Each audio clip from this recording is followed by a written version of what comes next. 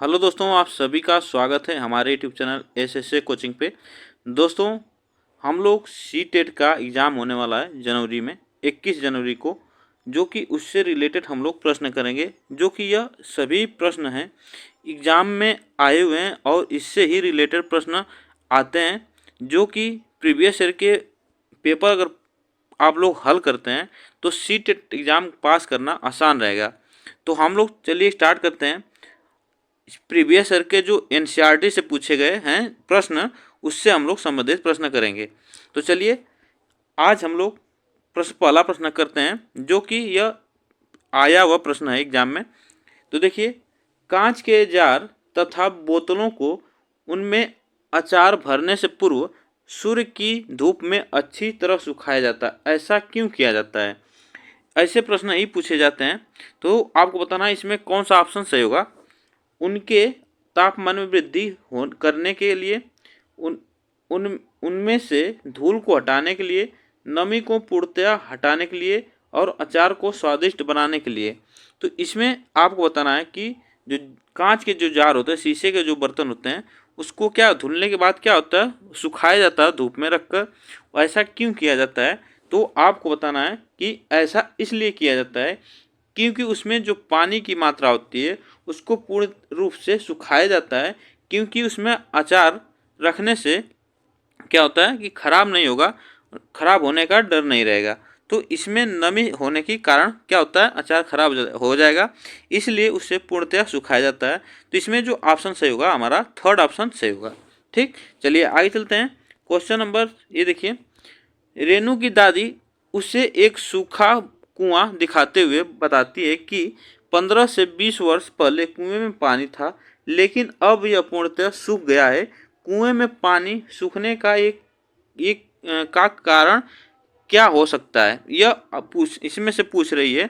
तो आपको बताना है इसमें जो क्वेश्चन दिया है, इसमें 1 2 3 करके इसमें ऑप्शन बताना है। तो इसमें क्या कारण है कि कुएं सूख गया है?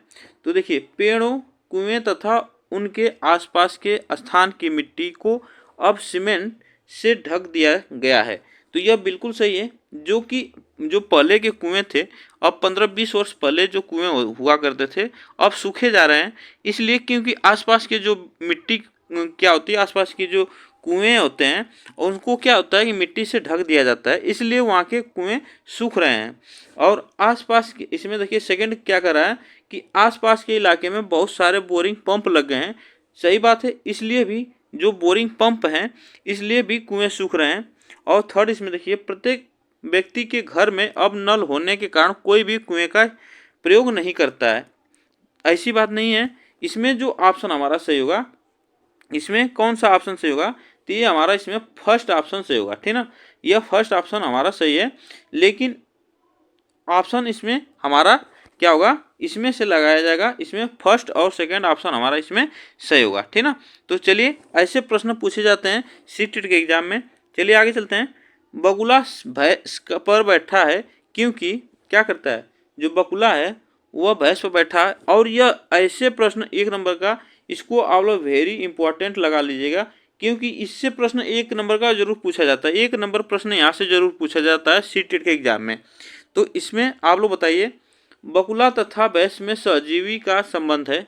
यही हमारा ऑप्शन सही होगा। बकुला तथा भैंस में सहजीवी का संबंध है, यह बिल्कुल सही है। जो बकुला होता है भैंस पर बैठकर क्या करता है, उस पर जो उसके क्या होते हैं, जीवाणु होते हैं, उसके शरीर पे जो ढील होते हैं उसके क्या कहते हैं, तो वो बकुला क्या करता है, उसको बीन कर खाता है, ठीक ना। इसलिए वह ऑप्शन हमारा फर्स्ट इसमें सही होगा, ठीक। इसमें पहला ही ऑप्शन हमारा सही है। चलिए आगे चलते हैं। निम्नलिखित में से जड़ का कौन सा कार्य पौधे के लिए नहीं है? पौधे के लिए नहीं है, यह आपको बताना है। भोजन भंडारण संचित करना, ह्यूमस उपलब्ध कराना, पेड़ पौधे को सहारा देना, जल तथा खनिजों का अवशोषण करना। यहाँ पे नहीं प्रश्न है, इसको आप लोग ध्यान दीजिएगा, नहीं है।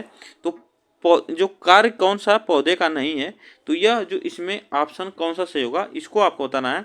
तो देखिए, ह्यूमस उपलब्ध कराना यह जड़ का काम होता है, बिल्कुल सही है। पौधे का सहारा, पौधे को सहारा देना जड़ का ये भी काम है।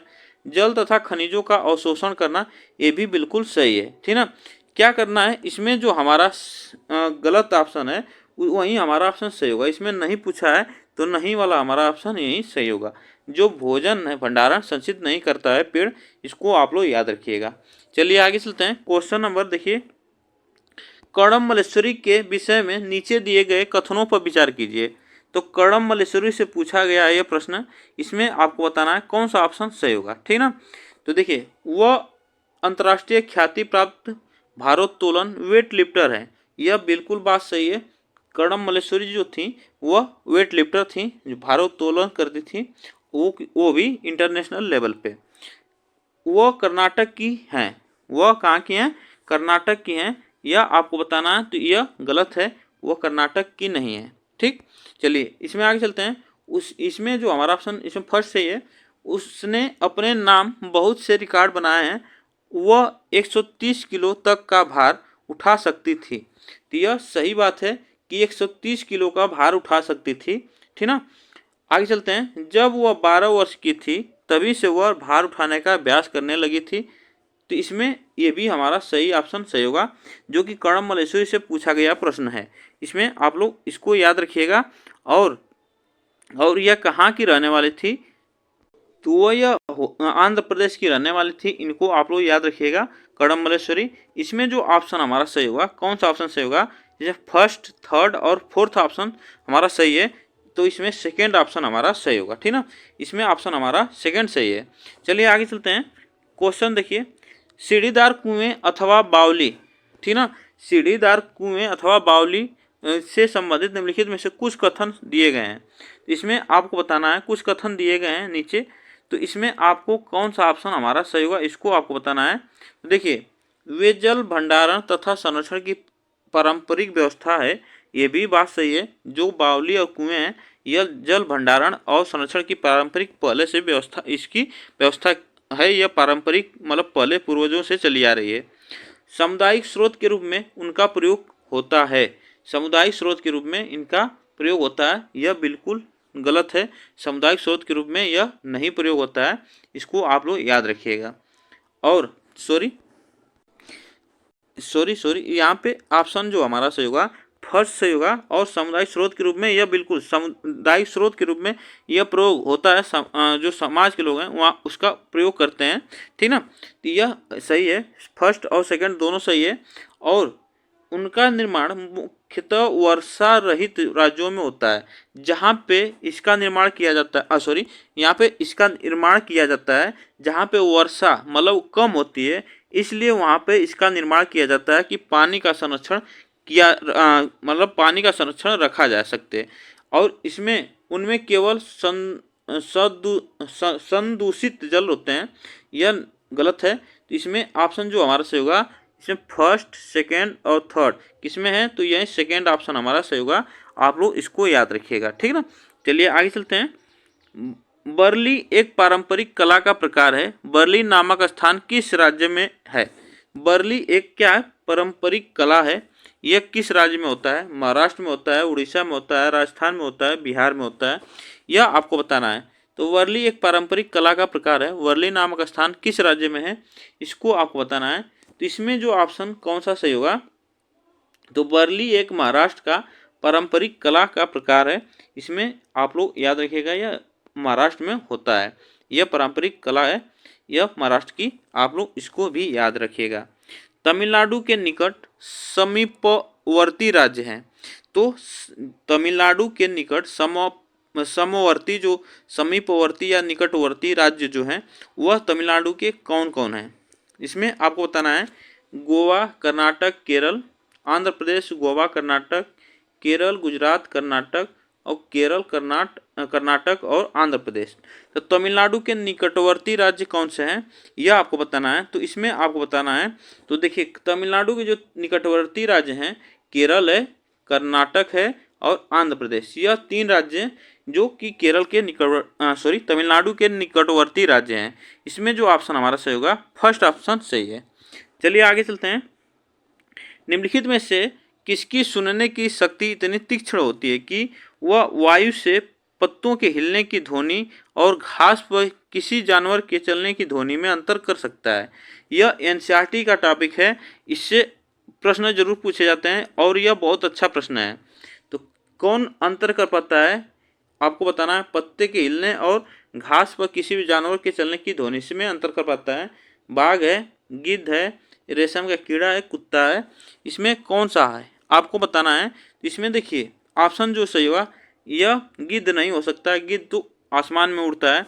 रेशम का कीड़ा ये भी नहीं हो सकता, और बचा कुत्ता और बाघ में से कौन हो सकता है, तो यह आपको बताना है। इसमें बाघ हो सकता है। जो बाघ है वह पत्ते के हिलने और जानवर के चलने की ध्वनि में अंतर कर पाता है। इसमें ऑप्शन हमारा जो सही होगा, फर्स्ट ऑप्शन सही होगा। चलिए आगे चलते हैं।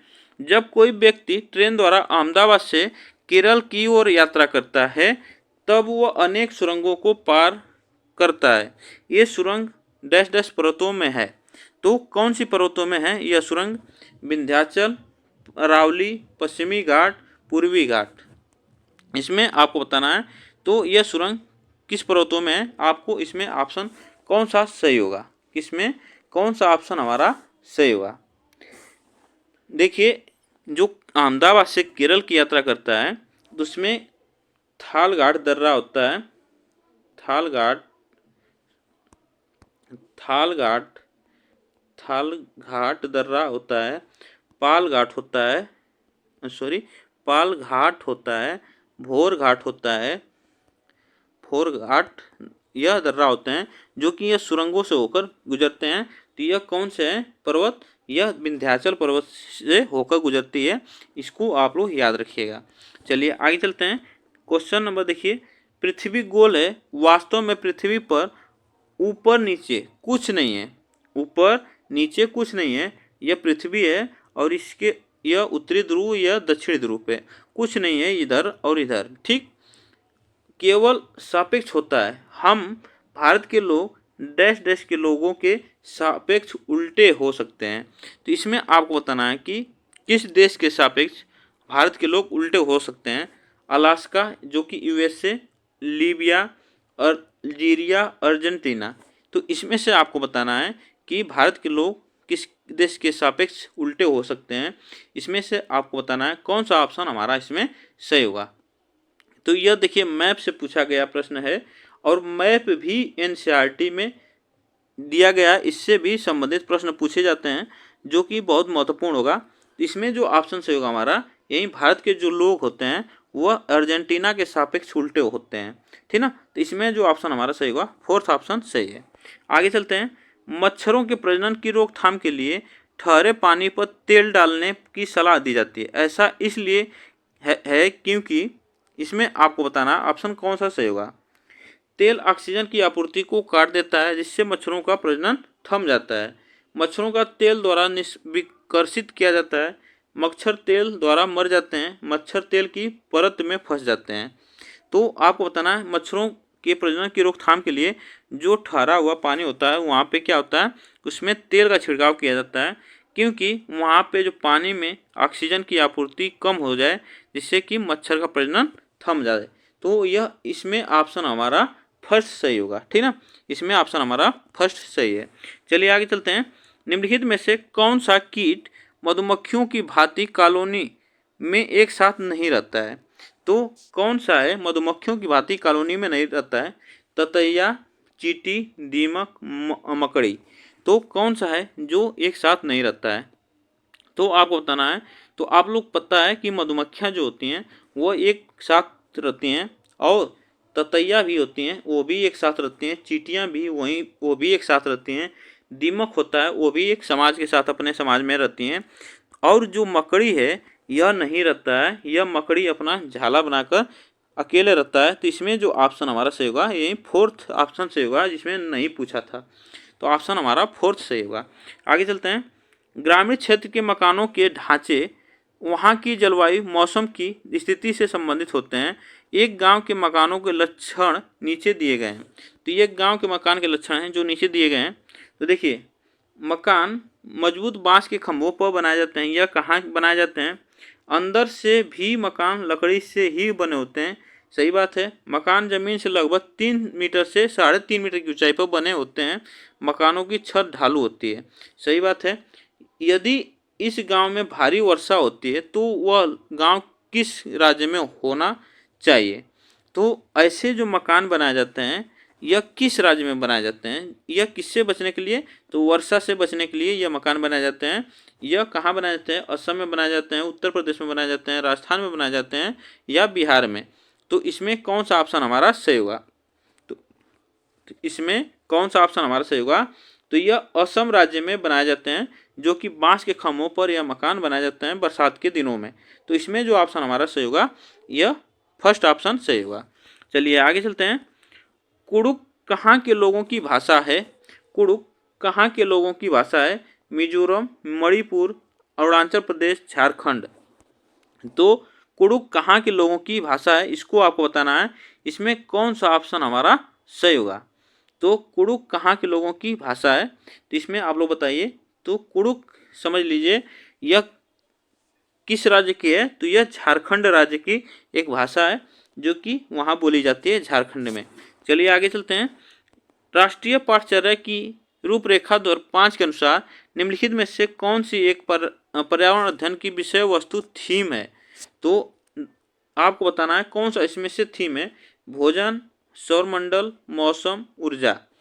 तो इसमें कौन सा ऑप्शन हमारा सही होगा, राष्ट्रीय पाठ्यचर्या की रूपरेखा 2005 के अनुसार इसमें से ऑप्शन कौन सा सही है। तो देखिए जब एनसीएफ 2005 के अनुसार जब पढ़ेंगे तो उसमें पर्यावरण अध्ययन की विषय वस्तु दी गई है, जो कि इसमें हमारा भोजन है वह एक विषय वस्तु थीम है, ठीक ना। इसमें जो ऑप्शन हमारा सही होगा फर्स्ट ऑप्शन सही होगा। तो दोस्तों यह प्रश्न आज के हम लोग 16 प्रश्न मतलब किए, और आप लोग को यह प्रीवियस ईयर में प्रश्न पूछे गए हैं, इससे रिलेटेड प्रश्न पूछे जाते हैं एग्जामों में। तो आप लोग को यह वीडियो कैसी लगी कमेंट बॉक्स में बताइएगा। तब तक फिर मिलते हैं नेक्स्ट वीडियो के साथ। आज के लिए बस इतना ही। वीडियो आप लोग को अच्छी लगी तो वीडियो को ज़्यादा से ज़्यादा शेयर करिएगा।